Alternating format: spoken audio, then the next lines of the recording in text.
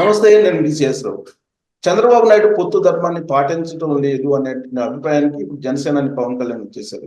దీంతో జనసేన తెలుగుదేశం పార్టీ పొత్తు విచ్ఛిన్నమే అనే టాక్ అయితే నడుస్తుంది. అది ఎంతవరకు నిజం అనే దాని మీద ఇంటరాక్ట్ ప్రయత్నం చేద్దాం. ప్రస్తుతం వలిశెట్టి శ్రీనివాస్ గారు జనసేన అధినేత ఉన్నారు. జనసేనకు సంబంధించిన నేత.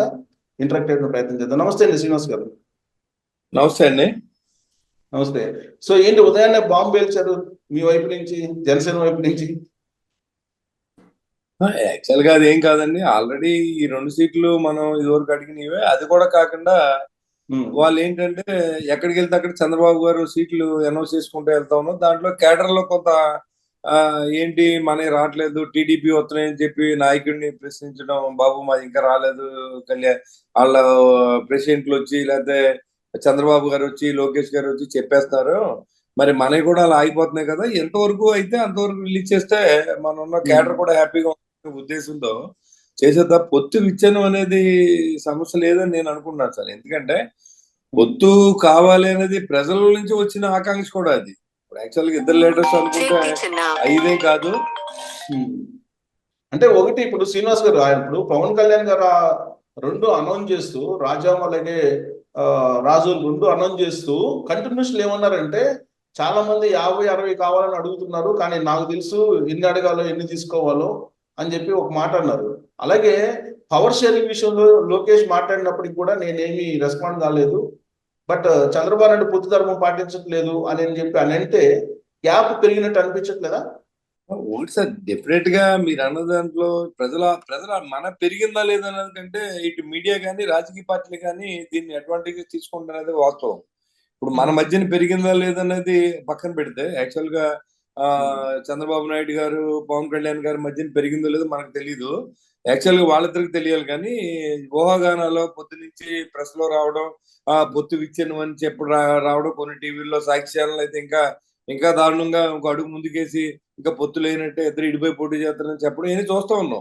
అది మనం లెక్కలో తీసుకోవాల్సిన అవసరం లేదండి. యాక్చువల్ గా ఏంటంటే కొన్ని ఒక కుటుంబంలో ఉన్నప్పుడు కొన్ని సమస్యలు వస్తూ ఉంటాయి. దాన్ని కూర్చొని మాట్లాడుకుంటే అయిపోతుంది. ఉమ్మడి యాక్షన్ కమిటీ ఉంటుంది, దాంట్లో కూర్చొని అందరూ కూడా మాట్లాడే అవకాశం ఉంటుందని నేను అనుకుంటున్నాను. ఇదేమి పెద్ద విచ్ఛిన్నం అయ్యేంత ఇదేం కాదు. వాళ్ళు అనౌన్స్ చేసినప్పుడు మనం కూడా చేయాలని మా క్యాడర్ కూడా అనుకుంటుంది కదా. ఇప్పుడు టీడీపీ వాళ్ళు ఏమో యాక్చువల్ గా ఏం చెప్పారంటే, ఉమ్మడి పొత్తు ధర్మం ఏంటంటే సార్, నాకు సీట్ కన్ఫర్మ్ చేసిందని పార్టీ, కానీ నేను చెప్పకూడదు ఆ విషయం. పొత్తులో ఇద్దరు కలిసి చెప్పిందే మనకు సీట్ కన్ఫర్మ్ అయినట్టు. నేను చెప్పట్లేదు. ఇక్కడ తెలుగుదేశం అభ్యర్థి సీట్ వచ్చింది ఆయనే ఫోన్ చేసి చెప్తున్నాడు. అక్కడ అందరూ ఏం అడుగుతారంటే, మీకు సీట్ రాలేదు ఆయనకు వచ్చిందని అడుగుతున్నారంట. నేను చెప్తేనేమో పొత్తు ధర్మం తప్పినట్టు అవుతుంది. మరి ఆ ధర్మాన్ని వాళ్ళు పాటించట్లేదు కదా. ఇక్కడ మాలాంటి నాయకులు చెప్పిన మాటలు కళ్యాణ్ గారు కొంత బాధ కలిగించి ఉండొచ్చు. ఏంటి మా నాయకులు ఎంత సఫర్ అవుతున్నారు, ఏదో తేల్చేస్తే అయినంత వరకు ఒక లిస్ట్ రిలీజ్ చేస్తే ఈ సందిగ్ధత ఉండదు. క్యాడర్ కూడా డివైడ్ అయిపోతుంది రోజు రోజుకి. ఎలా ఉంటుందంటే, ఇద్దరు పోటీ పడతారు సార్. తెలుగుదేశంలో ఒక యాస్పిరెంట్ ఉంటాడు, జనసేనలో ఒక యాస్పిరెంట్ ఉంటాడు, వైసీపీ యాస్పిరెంట్ మనకు సంబంధం లేదు. అంటే రెండు పొత్తులో ఉన్న పార్టీలు రెండు యాస్పిరెంట్లో కలిసి పనిచేయాల్సిన అవసరం ఉంది. ఇక్కడ గ్యాప్ ఎంత పెరిగితే అంత ఈ కార్యకర్తలు డివైడ్ అయిపోతూ ఉంటారు. ఎందుకంటే మార్క్స్ మీరు దాన్ని ఫుల్ స్టాప్ పెట్టారనుకోండి సార్, ఒక క్వశ్చన్ కి ఆన్సర్ ఇచ్చేస్తే అక్కడ అయిపోతుంది. ఆ క్వశ్చన్ అలాగే ప్రశ్నార్థకంతో ఎన్నాళ్ళు అడుగుతాం మనం. సరే ఎవరోళ్ళకి ఇవ్వండి, టీడీపీకి ఇస్తారా ఇచ్చేయండి, జనసేనకి ఇస్తారా ఇచ్చేయండి. ఇప్పుడు అవతల వైసీపీ పార్టీ ఏమో ఈ 2 జిల్లాలు తప్పితే అన్ని వరుసగా రిలీజ్ చేసి వస్తూ ఉంది. ఇక్కడ కూడా అభ్యర్థుల వేట, కొంతమంది ఖరారైన వాళ్ళు అప్పుడే ప్రచారం మొదలు పెట్టడం కూడా జరిగింది. తానేటి మంత్రులు అంటే వీళ్ళంతా ఆల్రెడీ ప్రచారం కూడా మొదలు పెట్టారు. సో పక్క కాన్స్టిట్యూన్సీ వాళ్ళు, ఇప్పుడు నేను పక్క కాన్స్టిట్యూన్సీ అండి, ఐ థింక్ ఏంటంటే డిఫరెంట్ ఏంటిది, వాళ్ళందరూ ఇచ్చేస్తున్నారు, వాళ్ళు అడ్వాన్స్ అయిపోతుంది. నేను కూడా తిరుగుతున్నాను, అది వేరే విషయం. కానీ శంఖంలో పోతే తీర్థం అవుతుంది. వెళ్ళినప్పుడు చాలా చోట్ల అరేంజ్ అవుతూ ఉంటుంది కూర్చొని, సార్ మీకు టికెట్ వచ్చిందా, టీడీపీకి ఇచ్చారని ఆయన చెప్తున్నాడు, మీరేం మీకు ఇచ్చారని చెప్తున్నారంటే ఆన్సర్ చెప్పడానికి మా దగ్గర ఏముంటుంది చెప్పండి సార్. ఎందుకని ఇద్దరు ఒక ఒపీనియన్ రాలేకపోతున్నారు? ఈ మధ్య కాలంలో సంక్రాంతి అప్పుడు కూడా కలిశారు, తొలి లిస్టు రిలీజ్ చేస్తామన్నారు, కానీ వాయిదా పడింది. అది మరి అది మా నాయకుడు చెప్పవలసిన కొంచెం ప్రశ్నకి నేను ఆన్సర్ చెప్పకూడదు సార్. యాక్చువల్ గా ఎందుకు అవ్వట్లేదు అనేది ఇప్పుడు నాకు తెలిసిన ఏంటంటే, బీజేపీ వాళ్ళు కూడా మనతో జాయిన్ అవుతారనే ఆలోచన ఉండొచ్చేమో అని అనుకుంటున్నాను నేను. అయితే నాకు తెలియని మాట, అంటే నాకు వాస్తవం తెలీదు. ఐ థింక్ వెంటనే ఇలాగా నేను థింక్ చేసేది ఇది కరెక్టే, మీరు చెప్పింది కరెక్ట్. అయోధ్య తర్వాత ఏదో మాట్లాడదాం అనేది ఏదో టాక్స్ నడిచినట్టుంది. అయోధ్య అయిపోయింది. అయోధ్య అయిపోయిన తర్వాత ఇప్పుడు ఏదైనా వస్తుందేమో. అయితే ఇంకో కోణం ఏంటంటే ఇప్పుడు ఈ డెవలప్మెంట్ జరిగిన తర్వాత నరేంద్ర మోడీ తెలుగుదేశం పార్టీ నుంచి జనసేనను విడదీసి బీజేపీ జనసేన కలిసిపోతే సరిపోతుంది అనేటువంటి యాంగిల్లో ఆయన ఉన్నారు. అందుకే ఇప్పుడు పవన్ కళ్యాణ్ ఒక స్టెప్ అడుగు ముందుకేసి ఈ అభ్యర్థులు ప్రకటించారనేది ఇంకొక ఒపీనియన్ వస్తుంది ఇప్పుడు బయటికి. అది నేనైతే అలా అనుకుంటలేదు సార్. బీజేపీతోనే కలిసి వెళ్ళి అని వదిలేసుకోవాలని అయితే ఫస్ట్ అనౌన్స్ చేసేసి ఇప్పుడు ఆయన జైలుకి వెళ్ళి రాగానే నేను ఆయనతో కలిసి పోటీ చేస్తానని చెప్పినప్పుడు ఆ జనంలోని కొంత డిఫరెన్సెస్ ఒపీనియన్స్ వస్తూ ఉంటాయి. ఏంటి, మనం అన్న మాటని మనం వెనక్కి తీసుకునే పరిస్థితి ఉండకూడదు రాజకీయాల్లో. ఇప్పుడు తప్పు చేసినా ఒప్పు చేసినా దాన్ని మనం స్టాండర్డ్ గా నిలబడితే దాన్ని ప్రజలు కూడా గౌరవిస్తారు. ఆ రోజు మాట అన్నట్టు నిలబడ్డాడని అనుకుంటారు. ఈ రోజు మళ్ళీ బీజేపీ వాళ్ళు రమ్మని అటు వెళ్ళిపోయి టీడీపీ రమ్మని ఇలా వెళ్ళిపోతారని నేను అనుకుంటా. మా నాయకుడు స్టాండర్డ్ పాటించే వ్యక్తే, కల్మషం తెలియని వ్యక్తి, ఏది ఉంటుంది మాట్లాడతారు. కాబట్టి అది నేను దానికి అంటే వాళ్ళు ఏం జరిగింది అనేది ఊహాగానాలు తప్పితే ఎవరి దగ్గర ఆన్సర్ లేదు సార్. మీరు అడిగినా నేను ఊహాగానాలతోనే చెప్పగలను తప్ప ఇదేది నిజమని అనుకోవాల్సిన అవసరం లేదు. ఎందుకంటే తెలుగుదేశం వాళ్ళు అడిగినాదే చెబుతున్నారు, మీరు అడిగినాదే చెబుతున్నారు, మా అధినేతలు తప్ప ఏం చెప్పలేము. ఇప్పుడు గ్రౌండ్ లెవెల్లోని ఎలా తెలుస్తుంది సార్? ఇప్పుడు నాయకులు తీసుకున్న నిర్ణయాన్ని గ్రౌండ్ లెవెల్లో ఇప్పుడు ఎలా తెలుస్తుంది? ఇప్పుడు మేము కాన్స్టిట్యూన్సీ లో తిరుగుతూ ఉన్నాం, ప్రజల్లో ఉన్నాం, మేము నెగ్గడానికి మేము ప్రయత్నం చేస్తున్నాం. పొత్తుతో మాకు సంబంధం లేదు. ఏ వ్యక్తి అయినా సరే పొత్తుతో నెగ్గాలనే ఆలోచనతో ఎలక్షన్ చేయలేడండి, చేయకూడదు. ఎందుకంటే పొత్తు లేకపోయినా మనం ఎలక్షన్కి వెళ్ళి ఇలాంటి ప్యాత్ ఉండాలండి. ఏ నాయకుడికైనా ఉన్నప్పుడు మాత్రమే విజయం సాధ్యం అవుతుంది తప్ప పొత్తు లేకపోతే మనం లేనట్టు అనుకుంటే యుద్ధానికి వెళ్లకుండానే ఓడిపోయామంటే ఎలాగా? యుద్ధం వెళ్ళాలి, యుద్ధం చేయాలి. ఆ తర్వాత ప్రజలు అప్పుడు మనకు అవకాశం ఇవ్వాలి. ప్రజలు మనకు అవకాశం ఇవ్వాలి. మీకు ఓటేసి మనం గెలిపించాలి. అవకాశం మనం వాళ్ళకి ఇవ్వాలి. ఓటేసి అవకాశాన్ని మనం ఇవ్వకుండానే ముందు మనకి తెలుగుదేశం వస్తుందిలే, వాళ్ళు చూసుకుంటారని నేనైతే ఎలక్షన్ చేయలేదు. నేను ఓడిపోయిన తర్వాత ఈ రోజు వరకు ప్రజల్లో ఉన్నాను. కరోనా టైంలో కూడా నేను ఇంట్లో లేనండి. ఇక్కడ అన్న చిన్నపిల్లలు అంటే చెప్తారు మా ఊళ్ళో, ఎందుకంటే నేను సర్వీస్ చేశాను కాబట్టి. సో నేనైతే నా ప్రయాణం అలాగే ఉంటుంది. సో మా పార్టీకి కలిసినయా దెబ్బలాడుకుంటున్నారు నాకు అవసరం లేదు. నా పార్టీ తరఫున నేను ప్రచారం చేసుకుంటున్నాను. నేను జనసేన పార్టీ తరఫు తిరుగుతున్నాను. పొత్తు వస్తే ఇద్దరు ఉమ్మడి అభ్యర్థిని పాటించండి, ఉమ్మడి అభ్యర్థి గౌరవించి వాళ్ళకి ఓటేయమని చెప్తాం. ఇంట్లో కూర్చోట్లేదు. మీ నియోజకవర్గంలో మీ పరిస్థితి ఎలా ఉందో, మీ పొలిటికల్ అఫైర్స్ కమిటీ చైర్మన్ గా ఉన్నటువంటి ఆయన పరిస్థితి కూడా అలానే ఉంది. నాదెండ్ల మనోహర్ కూడా అక్కడే నాదెండ్ల మనోహర్ ప్రచారం చేసుకుంటున్నారు. ప్యారలల్ గా ఆల్పాటి రాజా కూడా ప్రచారం చేసుకుంటున్నారు. సో ఇది కన్ఫ్యూజన్.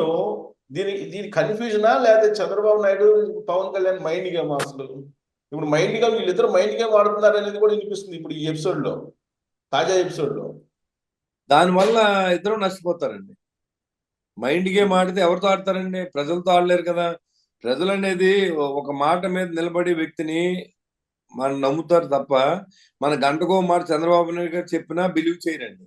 అదే కళ్యాణ్ గారు చెప్పినా బిలీవ్ చేయరు. కాబట్టి ఒక కుటుంబంలో ఎలా ఉంటుందంటే అండి, కుటుంబంలో చిన్న చిన్న ఇష్యూస్ ఉన్నప్పుడు తండ్రి కొడుకుల మధ్యన కానీ భార్య భర్తల మధ్య కానీ ఎలాంటి ఇబ్బందులు ఉంటాయో అలాంటి ఇబ్బందే మన మధ్యలో ఉంటుందని నేను అనుకున్నాను తప్ప, తెలుగుదేశం జనసేన మధ్యలో ఉంటుందని అనుకున్నాను తప్ప ఇదేదో బయట నుంచి ఎవరో సాల్వ్ చేయాలి, ఇదేదో గొడవ జరిగిపోతుందని అయితే నాకు అలాంటి ఫీల్ లేదు.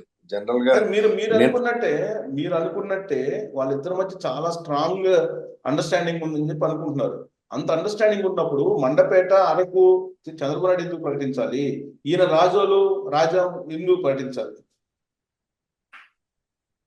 ఇప్పుడు ముందు ఒకటేనండి సార్, ఒక ప్రపోజల్ వెళ్ళింది, ఉమ్మడి సర్వే చేస్తున్నారు. అలాగే జనసేన పార్టీ సర్వే చేస్తూ ఉంది, తెలుగుదేశం పార్టీ సర్వే చేస్తూ ఉంది, అన్ని పార్టీలు చేస్తాయి. కానీ మా రెండు పార్టీలు మనం తీసుకుంటే ఉమ్మడి సర్వేల్లో వచ్చిన వ్యక్తికి టికెట్ ఇవ్వాలని ఇద్దరు ఒప్పందం. యాక్చువల్గా టికెట్లు కాదండి ఇక్కడ కండిషన్. ఓడిపోయి టికెట్ ఉంటే వదిలేయాలి, మేము అడగకూడదు. అలాగే ఓడిపోయి టికెట్ ఉంటే వాళ్ళు మాకు వదిలేయాలి. అంతే తప్ప అక్కడ నాకు ప్రెస్టేజ్, నేను అక్కడ ఇస్తానని చెప్పాను, నేను మాట ఇచ్చానంటే పొత్తు అవుదండి, పొత్తు ధర్మం కూడా అవుతుంది. మీరే అన్నారు సర్వేలను బట్టి మనం నిర్ణయం చేద్దాం, గెలిచి వాళ్ళకి మాత్రం టికెట్లు ఇద్దాం, లేదా అక్కడ వైఎస్ఆర్సీపీ నెగ్గుద్దని మీరే చెప్పారు. సో మీరే తీసుకోవాలి. ఇప్పుడు మీ సర్వేలు మీ దగ్గర ఉన్నాయి కాబట్టి ఆ ఉమ్మడి సర్వేలో వచ్చిన అభ్యర్థులు ప్రకటించండి ముందు. ఫస్ట్ వాళ్ళు 10 మందినో ఇలా 30 మందిని, లేదా వాళ్ళ 50 మందినో ఇలా ఆ రేషియోలో 15 మందినో ప్రకటిస్తే కొంత జనంలోనే ఇలా సర్దుబాటు అయిపోయిందన్న ఇన్ఫర్మేషన్ పంపించాలి. ప్రజెంట్ చేయవలసింది ఏంటంటే మాటల కంటే చేతలు ముఖ్యం. అవును. ఒక ఉమ్మడి జాయింట్ కమిటీ, యాక్షన్ కమిటీ ఏదైతే ఉందో, ఏ అచ్చెన్నాయుడు గారు కానీ, లేకపోతే ఇలాగా మన బొమ్మిడి నాయక్ గారు, మా జిల్లా ప్రెసిడెంట్ గారు, ఇలా కొంతమంది ఉన్నారు. ఓ ఐదుగురిని, అవును. మనోహర్ గారు, వీళ్ళంతా ఉన్నప్పుడు వాళ్ళందరినీ కూర్చొని ఉమ్మడి యాక్షన్ కమిటీ తీసుకొని సరే ఎవరికి ఇబ్బంది లేదు, మీ రెండు మీరు ఇచ్చుకోండి, మా రెండు మీ లిస్ట్ లో ఉన్నాయి కాబట్టి దాని జత ఇంకో 10 సీట్లు హాలో, ఒక 20 సీట్లు 30 సీట్లు అఫీషియల్ గా అనౌన్స్ చేశారనుకోండి, ఇంక కామెంట్ రాదు కదా. మనం ఉమ్. మీరు అడగరు, లేదా సాక్షి టీవీలో వేయడు, మన అవకాశం ఇవ్వడం అనేది అంటే ఇప్పుడు వాస్తవాల్లో మాట్లాడితే ఆహా, శ్రీనివాస్ గారు ఒకటి క్యాండిడేట్స్ తర్వాత సంగతి దేవుని ఎరుగు. అసలు ఉమ్మడి మేనిఫెస్టోనే మీరు ఫిక్స్ చేయలేకపోతున్నారు కదా. మేనిఫెస్టోని విడుదల చేయలేకపోతున్నారు కదా ఉమ్మడిది. ఎవరికి వాళ్ళే మీరు, ఆయన సూపర్ 6 అన్నారు, మీరేదో ఇంకోటి రిలీజ్ చేసినట్టున్నారు. ఎవరికి వాళ్ళే రిలీజ్ చేసుకున్నారు తప్పితే. మేనిఫెస్టో టైం ఇది కాదు సార్. ఉమ్, మేనిఫెస్టో మీరు అడగకూడదు, మేనిఫెస్టో ఇప్పుడు ఇవ్వకూడదు. ఉమ్, అసలు ఎలక్షన్కి వెళ్ళారా మీరు? ప్రజల్లో తిరుగుతున్నారా? మేనిఫెస్టో ఎప్పుడు కావాలండి మీరు? ఎలక్షన్కి వెళ్ళేటప్పుడు. ఉమ్మడి మేనిఫెస్టో, ఉమ్మడి పార్టీ తయారప్పుడు ఉమ్మడి మేనిఫెస్టో ఎలా తయారవుతుంది? ఉమ్, చంద్రబాబు నాయుడు గారు రిలీజ్ చేయడమే. మొన్న ఎవరు అడిగారండి మిమ్మల్ని? మీరు పెట్టారు, మీరు మహానాడులో. మీరు ఉమ్, ఉమ్మడి మేనిఫెస్టో ఎవరు అడగలేదే. ఇప్పుడు మనం ఓ పక్కన రాష్ట్రం అప్పుల పాలు అయిపోయింది, ఉచితాలతో సోమరిపోతులు తయారు చేస్తున్నారు, మనం విమర్శిస్తా ఉన్నాం. ఇప్పుడు ఉమ్, ఏ పార్టీ అయినా సరే సిద్ధాంతపరంగా మాట్లాడతాను నేను. అది దాంట్లో కట్ అండ్ రైట్ గా ఉంటుంది తప్ప దాంట్లో ఏమి మనం ఏది దాయవలసిన అవసరం లేదు. నా అవును. ఒపీనియన్ అయితే మేనిఫెస్టో టైం ఇది కాదంటే చెప్తాను నేను. ఉమ్, మేనిఫెస్టో టైం ఇది కాదు. ముందు ఇద్దరు కలవాలా, ఇద్దరు సీట్లు పంపిణీ చేయాలి. ఇంక ఎలక్షన్ కోడ్ రాలేదు. మీరు ఎలక్షన్ కోడ్ వైసీపీ ఇస్తుంది కదా ఇప్పుడు మేనిఫెస్టో, దాన్ని బట్టి మీరేవ్వండి. ఉమ్, మీరే ఉచితాలు ఇస్తారో లేకపోతే రాష్ట్రాన్ని దోచి పెడతారో పెట్టండి. మాకే రాష్ట్రం ఎలా ఉంటే సంక్రాంతి పోతాం గ్యారంటీ. ఇప్పుడు మేము ఏ పార్టీ వచ్చిన దానికంటే నెక్స్ట్ జనరేషన్ మీరు ఏమిస్తారని ఆలోచించాలి. ప్రతి వ్యక్తి కూడా ఆంధ్రాలో పుట్టినోడు. అలాంటి పరిస్థితి రాష్ట్రానికి ఏర్పడింది.